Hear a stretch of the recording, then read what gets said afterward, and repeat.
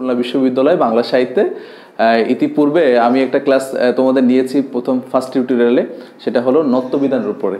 আজকে আমি ক্লাস নিব সত্যবিধানের উপরে। দন্ত স নাকি মূর্ধন্য স, এই যে নিয়ম, আমি কোন সময় দন্ত স লিখবো এবং কোন সময় আমি মূর্ধন্য স লিখবো, এই যে নিয়ম কারণ আছে, অনেক নিয়ম কারণ অনেক বইতে লেখা আছে, কিন্তু চাচ্ছি সোজা সাপটা ভাবে একটু সহজভাবে বলতে। তা শুরু করি। হ্যাঁ,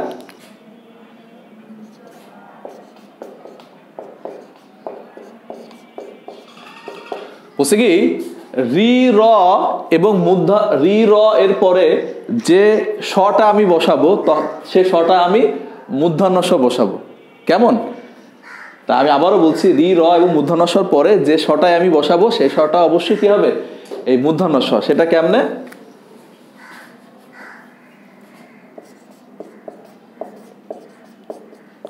দেখো আমি বললাম ঋষি, তাই রির পরে আবার কি হয়েছে যে রির পরে আমার এই যে শটা আমি মূর্ধন্য স বসিয়েছি।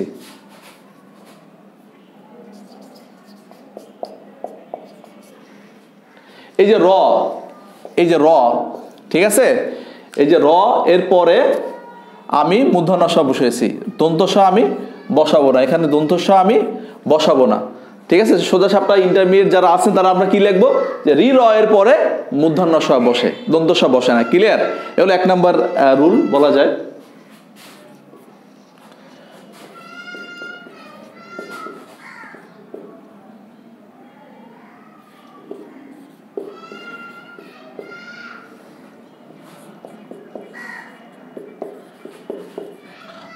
ট ঠ ড ঢ এর সাথে যে স হয় সেটা হলো মূর্ধন্য স হয়, এবং ত থ দ ধ এর সাথে যে শটা হয় সেটা হলো দন্ত স।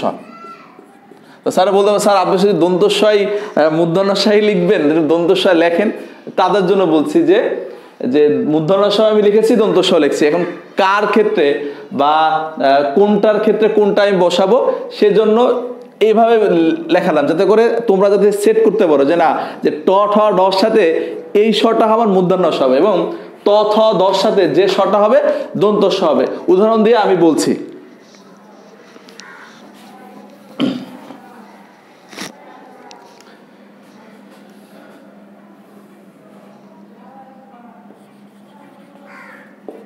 ওই যারা এসএসসিতে ধরো এই যে অটো পাস করে দেখা গেল কি হলো, যে কষ্ট পাইলা যে ভাই স্যার আমাদের রেজাল্ট তো আরো ভালোভাবে হওয়ার দরকার ছিল, এখন তো আসলে জীবনটাই কষ্ট। এখন আমি তো স্যার হিসাবে বলবো না, ঠিক আছে জীবনটা নষ্ট করো না। ক্লিয়ার? তাহলে এই যে কষ্ট যখন তুমি লিখবা, যখন তুমি নষ্ট লিখবা, তাহলে তুমি তো এই মূর্ধন্য স লিখবা, কারণ এই যে টর সাথে যে স আমি লিখবো সেটা মূর্ধন্য স লিখবো। আমি স্যার হিসাবে আমি বললাম যে জীবনটা নষ্ট করো না, আসলে নষ্ট করো না, যেটা রেজাল্ট হোক হবে। ঠিক আছে, আমি বাস্তবতাকে আমি কাজে লাগিয়ে সেটা চ্যালেঞ্জ নিয়ে আমি কি করবো, সামনের দিকে আমি এগিয়ে যাবো, এই প্রত্যাশা রাখি। হ্যাঁ, কষ্ট নষ্ট। তারপর কি বলা যায়,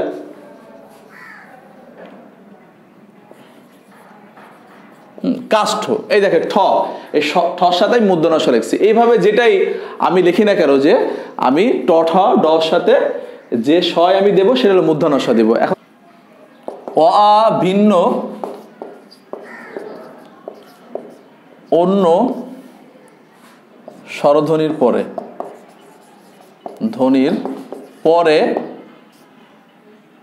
মূর্ধন্য স হয়।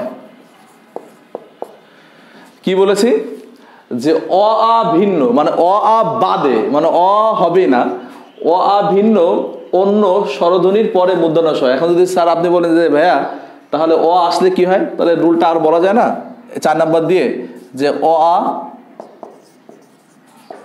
হলে হ্যাঁ দন্ত স হয়। ক্লিয়ার?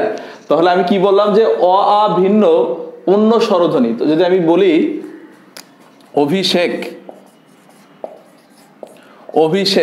অমিতাভ বচ্চনের ছেলে অভিষেক, যে অভিষেক, আমার অনেক ফ্রেন্ডের নাম আছে অভি, তাহলে আপনি এই দন্ত স এইভাবে লিখলে আপনার গ্রহণযোগ্যতা হবে না। হ্যাঁ, তো ফলে আপনি কি লিখতে হবে, এখানে অভিষেক রে হ্যাঁ, ওর ওর পেটটা কেটে দেন, মানে সিজার করে দেন, ঠিক আছে? তাহলে অভিষেক হবে। কারণ এই যে রস্বইকার, এই যে দেখেন যে অভি বসে কি রস্বই অ আ ভিন্ন অন্য স্বরধ্বনির পরে, রস্বইকারের পরে অ আ তো নাই, রস্বইকার আছে, এই জন্য মূর্ধন্য ষ দিয়েছি। ক্লিয়ার? যদি আরেকটা উদাহরণ আমরা দিতে পারি, সেটা কি? সেটা হলো বললাম সুষুপ্ত। এটা কি ঠিক আছে? আপনারা দেখেন তো, ঠিক আছে? আমার মনে হয় না এটা ঠিক আছে।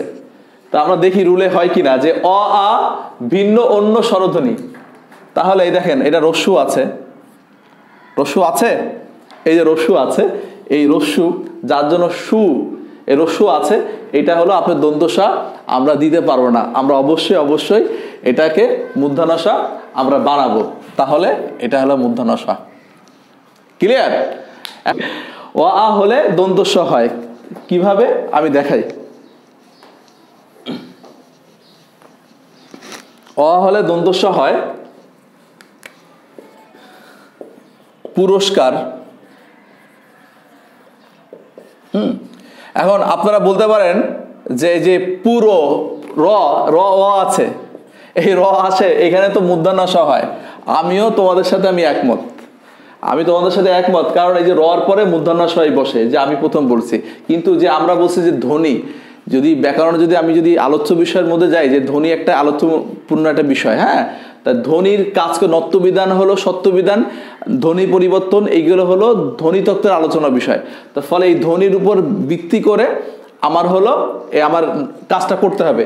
তাহলে এই যে র যখন উচ্চারণ করি, যে প্রত্যেকটা ব্যঞ্জন ধ্বনির সাথে স্বরধ্বনি বিদ্যমান, তাহলে র, খেয়াল করেন, র ব চ, সেক্ষেত্রে কিন্তু অ আসছে। তাহলে দেখেন, তাহলে পুরস্কার, হ্যাঁ, আপাতত মনে হচ্ছে রর পরে মূর্ধন্যস, ব্যাপারটা তা না। ব্যাপারটা হলো যে বলছি অ হলে দন্তস হয়, মূর্ধন্যস হবে না। তাহলে এই যে পুরস্কার, হ্যাঁ, এই র, এই যে ধ্বনিটা আছে, এটা হলো অ আছে, এই জন্য আমি মূর্ধন্যস দিতে পারবো না। এটাই, এটা 35তম, সম্ভবত 35তম BCS এ এই কোশ্চেনটা আসে, যে ম্যাক্সিমাম এটা হলো আমরা মূর্ধন্যস দিই, কিন্তু আসলে এটা দন্তস হবে। কেমন? এই আর কি। এখন যদি পরিষ্কার বানাম কি যদি বলেন যে স্যার পরিষ্কার বানামটা লেখেন, পরিষ্কার, এটা কি এইভাবে হবে? হবে না, কারণ এই যে এটা হলো অধ্বনির মধ্যে নাই। হ্যাঁ, পরি রস্বইকার, তা আমি বলছি অ আ ভিন্ন অন্য স্বরধ্বনি, রস্বইকার আছে অ আ ভিন্ন, যার জন্য এটা মূর্ধন্যসা আমার দিতে হবে। ক্লিয়ার? আশা করছি তোমরা বুঝতে পেরেছো। যদি কোনো কথা থাকে, কোনো জিজ্ঞাসা থাকে, যে কোনো জিজ্ঞাসা থাকুক, অবশ্যই কমেন্ট বক্স আছে, একটা জায়গা আছে, ওইখানে তোমরা বলবে, এই আর কি, আশা করছি। বিদেশি শব্দে সবসময় মনে রাখতে হবে যে বিদেশি শব্দে সবসময় দন্তস্ব বসে।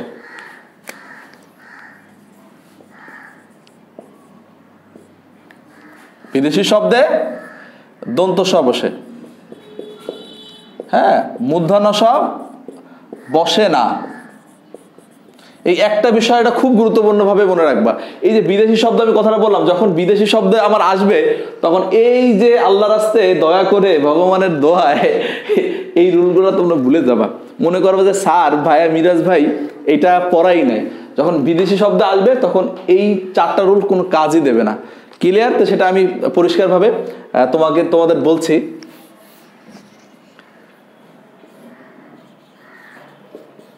বললা যে মক্কা স্টোর, হ্যাঁ,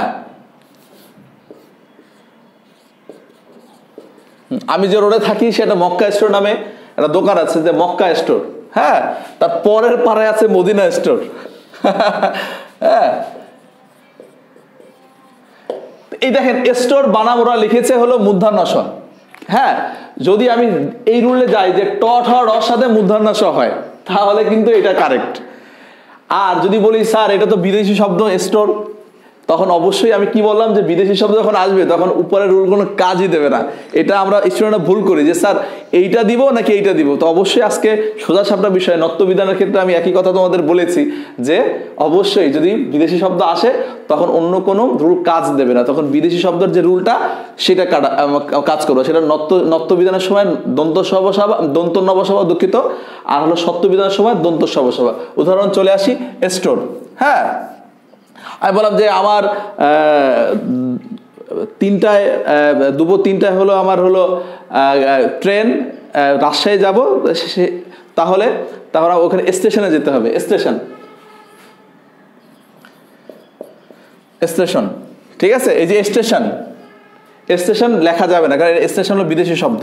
অবশ্যই আমার হলো এই দন্ত স দিয়ে লিখতে হবে, এ হলো বিষয়। তাহলে আমরা যদি একটা রুলকে আমরা ওই নত্যবিধান এবং সত্যবিধানের এই রুলকে অ্যাডজাস্টমেন্ট করে একটা রুলে আমরা দাঁড় করাতে পারি না, সে রুলটা কি?